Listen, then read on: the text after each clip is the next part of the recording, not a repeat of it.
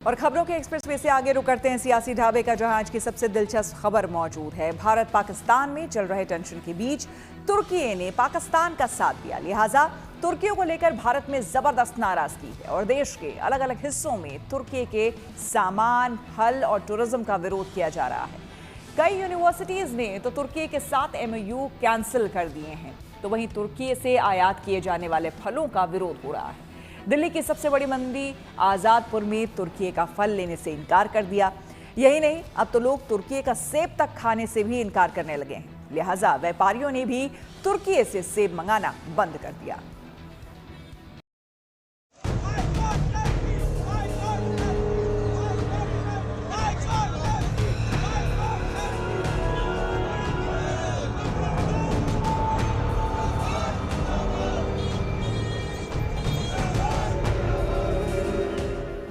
पाकिस्तान के बीच चल रहे तनाव में पाकिस्तान का खुलकर समर्थन करने वाले तुर्की और अजरबैजान का पूरे देश में विरोध हो रहा है।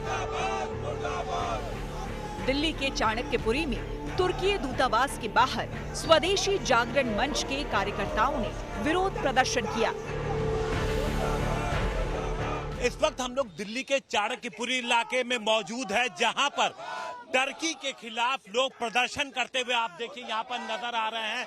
दरअसल जिस तरीके से टर्की ने पाकिस्तान को सपोर्ट किया, जिस तरीके से वो पाकिस्तान के साथ खड़ा नजर आया, जिसके बाद उसके सामानों का बहिष्कार, उसके साथ जो तमाम व्यापारिक संबंध हैं उनको तोड़ने की बात हो रही है। जिस प्रकार ये टर्की जैसा इस्लामिक कंट्री एक तरफ देखिए, जब कोरोना जैसी महामारी आई तो भारत जैसा देश, अपने देश के यशस्वी प्रधानमंत्री जी के नेतृत्व में हमने विश्व की मदद की, कोविड जैसी वैक्सीन, कोरोना के काल में वैक्सीन देने की कार्य किया। दूसरी तरफ ये आतंकवाद, पाकिस्तान जैसी कंट्री जो आतंकवाद की फसल पैदा करती है, और ये टर्की जैसी इस्लामिक कंट्री उनकी मदद करने का काम करती है, उनको ड्रोन देने का काम। ये इनके अंदर बहुत गुस्सा है। इस तरीके से देखिए लोगों ने boycott Turkey, Indian boycott Turkey and Azerbaijan, ये आप देख सकते हैं स्वदेशी जागरण मंच के लोग हैं। तुर्की ने पाकिस्तान का समर्थन किया था, जिसके बाद से ही देश के अलग अलग हिस्सों में तुर्की के सामान, फल और टूरिज्म का विरोध किया जा रहा है। कई यूनिवर्सिटी ने तुर्की के साथ MOU कैंसिल किए हैं, तो वहीं तुर्की के फलों का भी विरोध हो रहा है। यहाँ तक कि लोग अब तुर्की का सेब तक खाने से इनकार करने लगे हैं। लिहाजा व्यापारियों ने भी तुर्की से सेब लाना बंद कर दिया। वहीं ईज माई ट्रिप जैसे प्लेटफॉर्म ने तुर्की की यात्रा पर ऑफर देना बंद कर दिया है और लोगों को तुर्की और अजरबैजान नहीं जाने की अपील कर रहे हैं।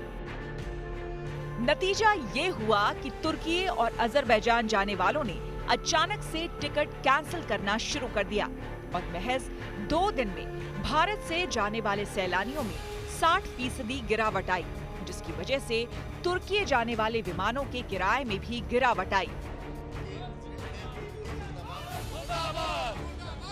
तुर्की और अजरबैजान को लेकर अब देश की सियासत का रुख भी सख्त है।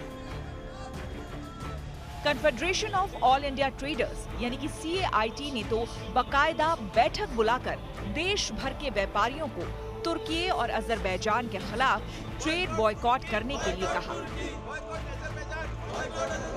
जिस तरह से हथियार दिए, जिस तरह से उसके कुछ अधिकारी भी मौके पे देखे पाए गए हैं, तो भारत के लिए बड़ा मुश्किल है उनके साथ रिश्ते बनाए रखना।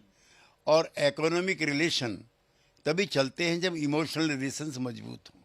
आज सब भारतीय आहत हैं अजरबैजान को लेकर के और टर्की को लेके।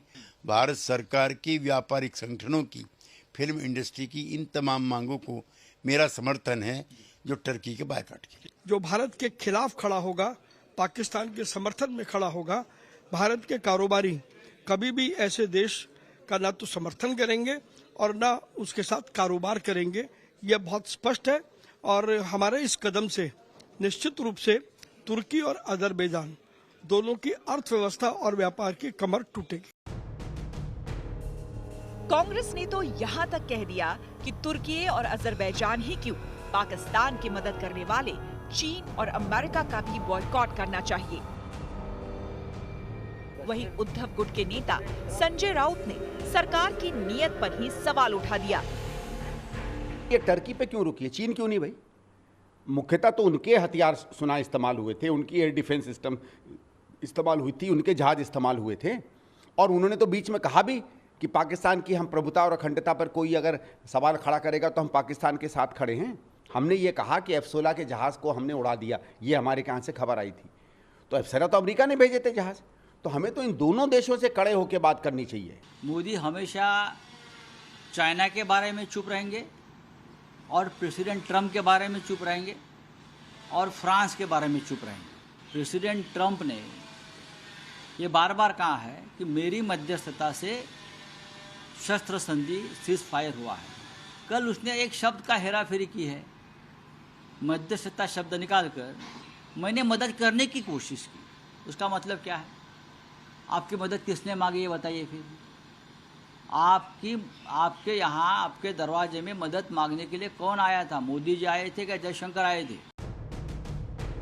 मालदीव के राष्ट्रपति मोहम्मद मुइज़ू ने भारत के खिलाफ जाकर अपनी अर्थव्यवस्था को नुकसान पहुंचाया था।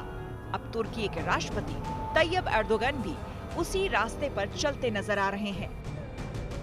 यानी भारत से दूरी बनाकर तुर्की ने न सिर्फ कूटनीतिक गलती की, बल्कि अपने टूरिज्म और व्यापार को भी संकट में डाल दिया है। Bureau report, good news today.